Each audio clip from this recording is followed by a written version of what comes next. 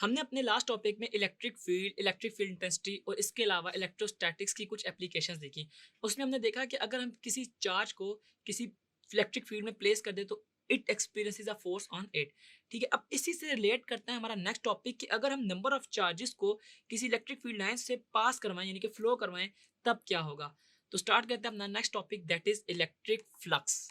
ठीक है, अगर मैं फ्लक्स की बात करूं तो फ्लक्स एक लैटिन लैंग्वेज का वर्ड है जिसका मतलब है फ्लो। और इलेक्ट्रिक फ्लक्स में क्या यानी कि flow of charges through any cross sectional area, वो हमारे पास इलेक्ट्रिक फ्लक्स कहलाता है। देखें, इलेक्ट्रिक फ्लक्स से पहले आपको एरिया के बारे में बताना चाहिए। एरिया हमने अपनी पिछली क्लास नंबर 11 में आपके चैप्टर नंबर 2 वेक्टर्स में देखा, जिसमें हमने देखा कि एरिया वेक्टर क्वांटिटी है और उसको हम रिप्रेजेंट करते थे और उसको हम स्प्लिट अप करते थे और उसके जरिए हम उसकी वेक्टर प्रोडक्ट्स को फाइंड करते थे। इस एरिया को हम इलेक्ट्रिक फ्लक्स से कैसे रिलेट करते हैं, उसके जरिए आपको इलेक्ट्रिक फ्लक्स की डेफिनेशन आना जरूरी है। And it is defined as कि the number of lines of forces that passes through the area placed in electric field. यानी कि एक इलेक्ट्रिक फील्ड के दरमियान हम एक यूनिट एरिया प्लेस कर दें, उसके अंदर से हमारे पास चार्जेस या नंबर ऑफ फील्ड लाइंस गुजर रही हो तो वहां पे इलेक्ट्रिक फ्लक्स जनरेट हो रहा होगा। फ्लक्स को रिप्रेजेंट करते हैं फाइ से। और इसके अलावा ये ई और ए जो है दोनों के दोनों हमारे पास वेक्टर्स हैं।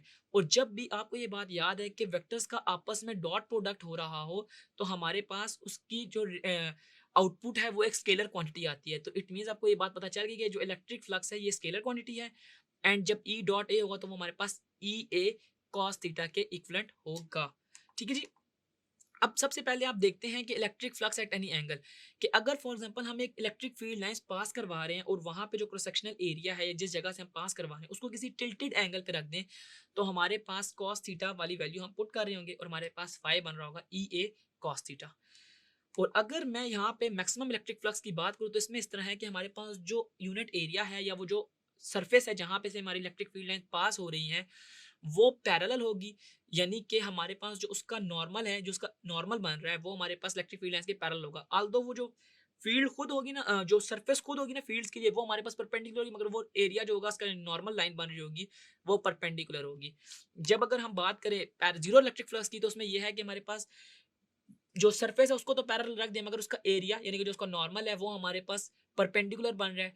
और आपको ये बात पता है कि flux is equal to E A cos theta होता है और कॉस 90 जो होता है हमारे पास जीरो होता है। देखें, नॉर्मल का मतलब ये होता है कि फॉर एग्जांपल अगर हम इस सरफेस की बात करें तो अगर इस तरह की हमारे पास एक सरफेस हो तो उस पे अगर हम इस पेन को इस तरह प्लेस कर दें तो ये हमारे पास उसका नॉर्मल बन रहा होता है कि उसके बिल्कुल 90 डिग्री बना होता है सरफेस के, वो हमारे पास नॉर्मल कहलाता है। और इलेक्ट्रिक फील्ड लाइंस इधर से अगर फॉर एग्जांपल गुजरती भी आ रही हैं तो वो इस नॉर्मल के साथ 90 डिग्री के एंगल बनाएंगी। और 90 डिग्री के एंगल बनाने का मतलब ये है कि मेरे पास फ्लक्स जो है वो जीरो बन रहा होगा। ठीक है, अब ये है कि अगर किसी भी इलेक्ट्रिक फ्लक्स को क्लोज सरफेस में हम स्टडी करें तब क्या होगा। देखिए, क्लोज सरफेस का मतलब ये है कि उसको हम सबसे पहले उसके एरियाज को स्प्लिट कर देंगे। उसके एरियाज को स्प्लिट करने का मतलब ये है कि आप देख सकते हैं as you see in the image कि हमारे पास एक राउंड स्फेरिकल सरफेस है जिसके ऊपर प्लस क्यू चार्ज है और उसके अक्रॉस कुछ ना कुछ इलेक्ट्रिक फील्ड है। अब उसमें हमने एरियाज को स्प्लिट कर दिया और वो बहुत ज्यादा एरियाज बन गए और इन तमाम एरियाज में यानी कि हमने उसको डेल्टा ए से रिप्रेजेंट किया और वो उसका समेशन ले लिया। ठीक है, हमारे पास ये चीज आप देख लें कि हमारे पास ई और ए इन दोनों के ऊपर एरो हेड है, विच मीन्स कि हमारे पास इलेक्ट्रिक फील्ड इंटेंसिटी और ए जो है हमारे पास वेक्टर क्वांटिटी के तौर पे ट्रीट हो रहे हैं। और जब दो वेक्टर्स आपस में एज अ डॉट प्रोडक्ट हो रहे हो तो हमारे पास आउटपुट पे एक स्केलर क्वांटिटी मिल रही होती है, दैट इज इलेक्ट्रिक फ्लक्स। ठीक है, इसमें समेशन का मतलब ये है कि हमारे पास जो जितने भी एरियाज को हमने स्प्लिट किया था उनको हम वन बाय वन करके उसमें ऐड कर रहे हैं। ठीक है जी। अब इसके अलावा आपको एक चीज और याद रखनी है कि ये जो इलेक्ट्रिक फ्लक्स है ये पॉजिटिव होगा कि अगर नंबर ऑफ फील्ड लाइंस उस सरफेस में से लीव कर रही हो। ठीक है, हमने इलेक्ट्रिक फील्ड लाइंस वाले टॉपिक में देखा था कि जो पॉजिटिव चार्ज होता है उसके अंदर से जो हमारे पास इलेक्ट्रिक फील्ड लाइंस है वो आउटवर्ड निकल रही होती हैं, जबकि नेगेटिव चार्जेस इनवर्ड। एक पॉइंट ये हो गया। दूसरा आपने ये याद रखना है कि electric flux is negative if net number of electric field lines are entering the close surface. ठीक है, जब तक हमारे पास वो एंटरिंग हो रही होंगी तब हमारे पास वो फील्ड लाइंस की वजह से हमारा जो फ्लक्स होगा वो नेगेटिव होगा। और अगर हमारे पास निकलने वाली लाइंस और उसके अंदर इंटर होने वाली लाइंस की तादाद इक्वल होगी तो हमारे पास उस टाइम फ्लक्स क्या होगा, जीरो होगा।